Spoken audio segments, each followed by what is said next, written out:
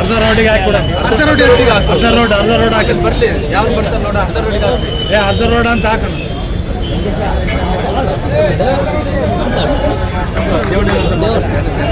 ಆರಾಮಿದೆ, ಆಯ್ತು. ಭಾಳ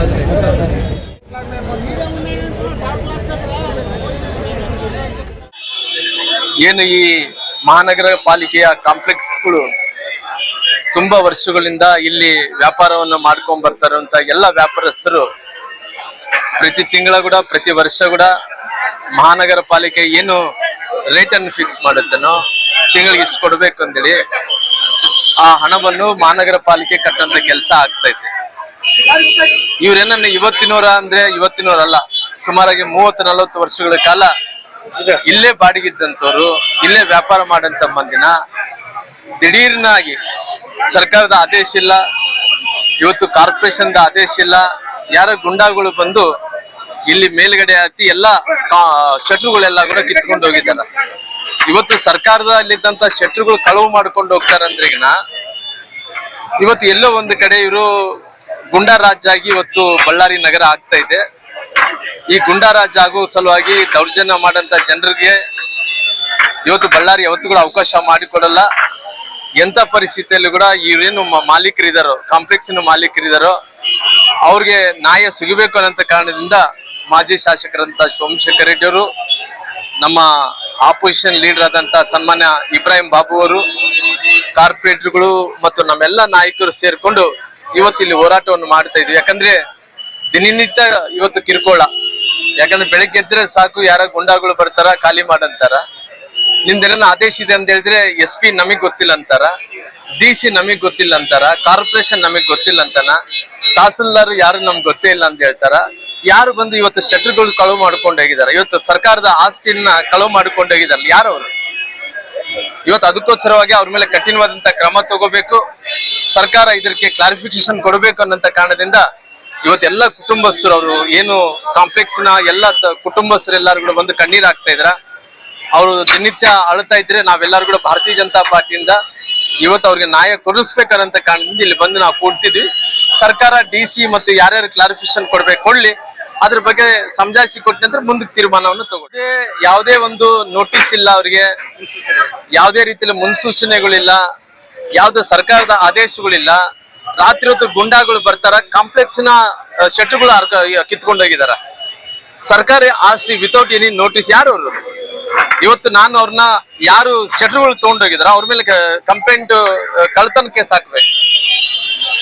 ಆ ಪೊಲೀಸರು ಯಾರು ಕಳ್ತನ ಮಾಡ್ಕೊಂಡು ಅವ್ರು ಫೈಂಡ್ ಔಟ್ ಮಾಡ್ಬೇಕು. ಈ ರೀತಿ ದೌರ್ಜನ್ಯಗಳು ಮಾಡೋದ್ರಿಂದ ಯಾರಿಗೂ ಶೋಭಿತರಂತದಲ್ಲ. ನಾವು ಇದು ತೀವ್ರವಾಗಿ ಖಂಡಿಸ್ತೀವಿ, ಉಗ್ರವಾದಂತ ಹೋರಾಟವನ್ನು ಕೂಡ ಮಾಡ್ತೀವಿ.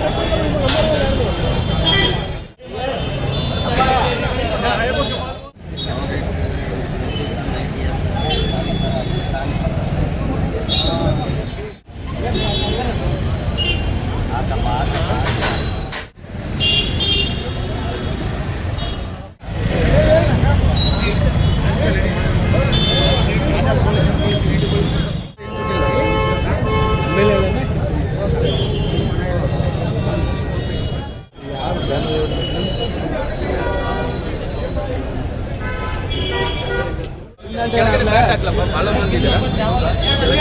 ಈ ಮ್ಯಾಟ್ ಹಾಕ್ಬಿಟ್ಟಿಲ್ಲ ಮೇಲೆ ಇರಪ್ಪ, ಕೆಳಗಡೆ ಮ್ಯಾಟ್ ಹಾಕಿ.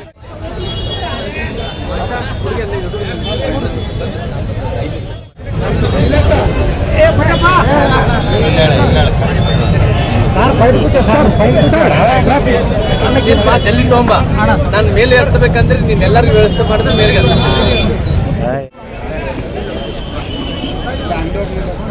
ಅಪ್ಪ. ಇನ್ನೊಂದು ಶಾಮೀನ್ ಆಗಿ ಯಾರು ಈ ಅಂಗಡಿಯವ್ರು ಯಾರಿದ್ದಾರೆ?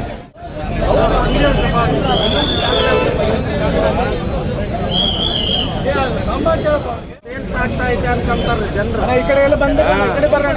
ರೋಡ್